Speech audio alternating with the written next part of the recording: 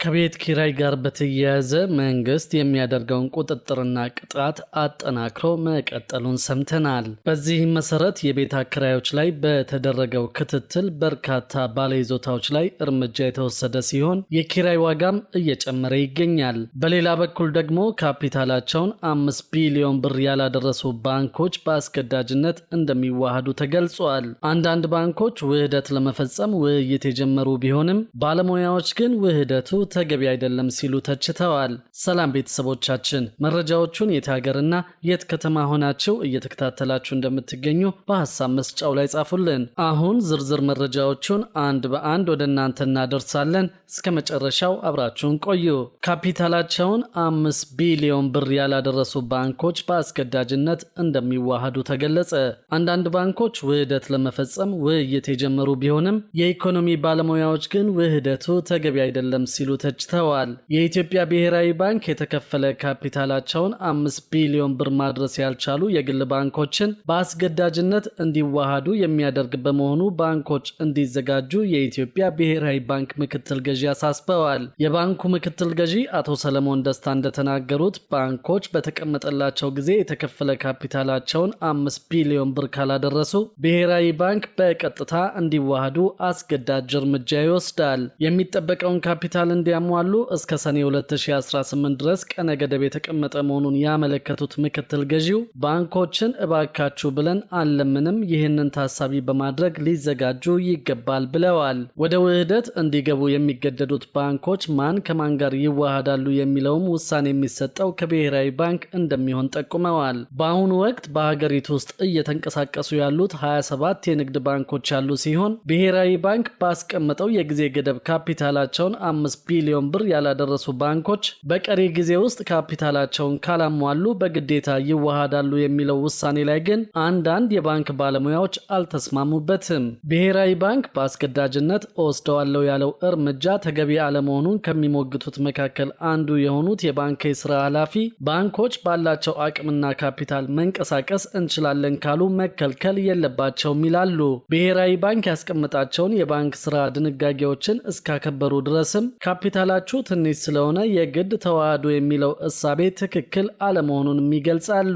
አሁን በስራ ላይ ያሉ የባንኮች ቁጥር 32 መሆናቸውን ያስታወሱት የስራ ኃላፊው 130 ሚሊዮን የህዝብ ብዛት ላላት ሀገር 32 ባንኮች በዙ ተብሎ ውህደት በዚህ ደረጃ እንደ ብቸኛ መፍትሄ መመልከት ተገቢ አለመሆኑንም ሳይጠቅሱ አላለፉም። የሌሎች ሀገሮችን ልምድ ጠቅሰውም የባንኮች ቁጥር መብዛት ችግር አለመሆኑን ቻይና ከ2000 በላይ ባንኮች እንዳሏት በምሳሌነት አንስተዋል። ከኢትዮጵያ ህዝብ ቁጥር ግማሽ አካባቢ ያላት ኬንያ 46 ባንኮች፣ በሩሲያም በሺዎች የሚቆጠሩ ባንኮች ይንቀሳቀሳሉ ብለዋል። ኢትዮጵያ ውስጥ አሁን ካለው በላይ ባንኮች ቢኖሩ የሚፈጥሩት ችግር የለም ጭምር በማለት ይሞግታሉ። ኢትዮጵያ ውስጥ ያሉ ባንኮች መዋሃድ አለባቸው የሚለው እሳቤ ጠንካራ ባንክ እንዲፈጥሩና ለኢኮኖሚው የሚኖራቸው አስተዋጽኦ ከፍ ለማድረግ እንደሆነ በተደጋጋሚ ጊዜ ሲገለጽ ቆይቷል። የውህደቱን አስፈላጊነት በተደጋጋሚ በመግለጽ የሚታወቁት የኢኮኖሚ ባለሙያው ዶክተር ቆስጠንጢኖስ በረሃ ተስፋ ኢትዮጵያ ውስጥ ያሉ ባንኮች ያላቸው አጠቃላይ አቅም አነስተኛ በመሆኑ ጠንካራ ባንኮችን ለመፍጠር መዋሃዳቸው አስፈላጊ ነው ይላሉ። ውህደቱ አሁን ባለው ህግ ካፒታላቸውን 5 ቢሊዮን ብር ለማድረስ በመቻልና ባለመቻላቸው ሳይሆን ተወዳዳሪ የሚሆኑ የተወሰኑ ባንኮች እንዲኖሩ ከተፈለገ ካፒታላቸው ከ5 ቢሊዮን ብር በላይ የደረሱ ባንኮችን ቢሆኑ እርስ በርስ ቢዋሃዱ ባንኮቹም ተጠቃሚ ይሆናሉ የሚል እምነትም አላቸው። ወቅታዊውን የኢትዮጵያ ባንኮች ያሉበትን ደረጃ በተመለከተ አቶ ሰለሞን እንዳሉት በአሁኑ ጊዜ ኢትዮጵያ ውስጥ እየተንቀሳቀሱ ያሉ ባንኮች አጠቃላይ ያላቸው የካፒታል መጠን ከ460 ቢሊዮን ብር በላይ ደርሷል። አጠቃላይ የሀብት መጠናቸውም ከ5 ትሪሊዮን ብር በላይ አልፈዋል። አጠቃላይ የብድር ምጣኔያቸው ደግሞ ከ2 ትሪሊዮን ብር በላይ መድረሱን የገለጹት ምክትል ገዢው የሁሉም ባንኮች የተቀማጭ ገንዘብ መጠን ደግሞ ከ3.6 ትሪሊዮን ብር በላይ መድረሱን አስታውቀዋል። የባንኮች ቅርንጫፍም 13000 በላይ መድረሱን የታወቀው ከ32ቱ ባንኮች ውስጥ አራቱ ሙሉ ለሙሉ ከወለድ ነፃ የባንክ አገልግሎት የሚሰጡ ሲሆን የኢትዮጵያ ልማት ባንክን ሳይጨምር 27ቱ ደግሞ የንግድ ባንኮች መሆናቸው ተጠቅሷል። በሌላ በኩል ደግሞ ከቤት ኪራይ ጋር በተያያዘ መንግስት የሚያደርገው ቁጥጥርና ቅጣት አጠናክሮ መቀጠሉን ሰምተናል። በዚህም መሰረት የቤት አከራዮች ላይ በተደረገው ክትትል በበርካታ ባለይዞታዎች ላይ እርምጃ እርምጃ የተወሰደ ሲሆን የኪራይ ዋጋም እየጨመረ ይገኛል። በመዲናዋ በሊዝ የተላለፉ ቦታዎች ከህግ አግባብ ውጭ ሲጠቀሙ የተገኙ ባለይዞታዎች ላይ የእርምት እርምጃ መውሰዱን ያስታወቀው የአዲስ አበባ ከተማ አስተዳደር የመሬት ልማትና አስተዳደር ቢሮ ነው። ቢሮው የተሻሻለው የከተማ ሊዝ አዋጅን ተከትሎ በወጣው ደንብ መሰረት መሬቱን ከወሰዱበት ዓላማ ውጭ ለሌላ አገልግሎት ሲጠቀሙ የተገኙ ባለይዞታዎች ላይ ፍተሻ በማድረግ የእርምት እርምጃ ወስዷል። በዚህ ጉዳይ ላይ የአዲስ አበባ ከተማ አስተዳደር የመሬት ልማትና አስተዳደር ቢሮ ምክትል ኃላፊ አቶ መኮንን ተረፈ እርምጃው መወሰዱን አረጋግጠዋል። በበጀት ዓመቱ በሊዝ ውል መሬት ያገኙ ባለይዞታዎች ያሉበትን ሁኔታ የመሬት ልማትና አስተዳደር ቢሮ ማጣራት መጀመሩን የገለጹት ኃላፊው ከዚህ ውስጥ በሕጉ መሰረት የአገልግሎት ለውጥ ያደረጉ ባለይዞታዎች እንደሚገኙበት ተናግረዋል። ይሁን እንጂ ከሊዝ ውል ውጪ ወይም የሕግ አግባብነት በሌለው መንገድ የመሬት አጠቃቀም ለውጥ ያደረጉ ባለይዞታዎች በተደረገው ክትትልም ተገኝተዋል። ከሕግ ውጭ የመሬት አጠቃቀም ለውጥ ያደረጉ ባለይዞታዎችን እንዲያስተካክሉ ድጋፍ የተደረገላቸው ሲሆን አገልግሎት መቀየር የፈለጉትን ደግሞ በሕጉ መሰረት እንዲቀይሩ ተደርገዋል። በክትትሉ የተገኙ ውጤቶች በርካታ መሆናቸውን አስረድተው ከተገኙት ውጤቶች መካከል የአሰራር ስርዓትን ማስፈንና ፍትሐዊነትን ማረጋገጥ እንደሚገኙበት ጠቅሰዋል። በክትትሉ ለተለያዩ የልማት ስራዎች ሊውል የሚችል በ20 ዓመታት ጊዜ ውስጥ ሊሰበሰብ ሲገባው ሊሰወር የነበረ 9 ቢሊዮን ብር ማዳን መቻሉንም አስረድተዋል። ባለንብረቶች ከዚህ ቀደም የመኖሪያ ቤት የነበረውን የመሬት ይዞታ ወደ ንግድ ወይም ወደ ሌሎች አገልግሎቶች ሲቀይሩ የመሬት አጠቃቀም ለውጥ ሊያደርጉ እንደሚገባ ኃላፊው ገልጸዋል።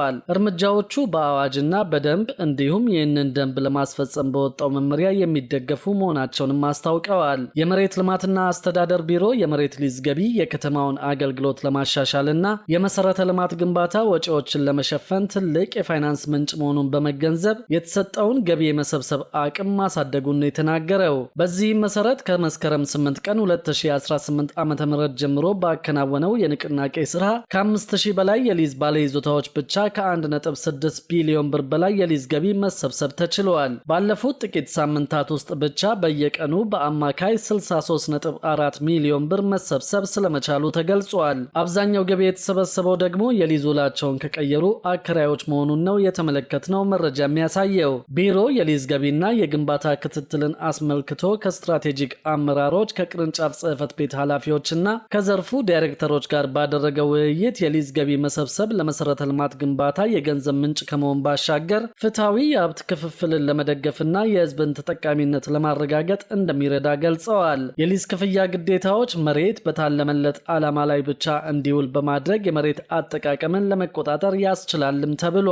በአዲስ አበባ ከተማ አስተዳደር የመሬት ልማትና አስተዳደር ቢሮ የመሬት ዝግጅትና ማስተላለፍ ዘርፍ የመልካም አስተዳደር ችግሮችን ለመፍታትና ለህብረተሰቡ ቅሬታ ምላሽ ለመስጠት በሚያስችል ልዩ የማስፈጸሚያ እቅድ ላይ ውይይት ማካሄዱም ታውቋል። በዚህም መሰረት ቢሮ የከተማዋን የመሬት አስተዳደር ስራዎች ለማሻሻል የተለያዩ ተግባራትን እያከናወነ መሆኑን አቶ መኮንን ገልጸዋል። መንግስት በአከራዮች ላይ እየወሰደ ያለው እርምጃ በቤት ኪራይ ዋጋ ላይ ጭማሪ እንዲፈጠር ምክንያት እየሆነ መሆኑን አስተያየት ሰጪዎች ተናግረዋል። ብዙዎችም በዚህ ህግ አተገባበር ምክንያት የመስሪያ ቦታቸው በመዘጋቱ ከስራ ውጭ መሆናቸውን የገለጹት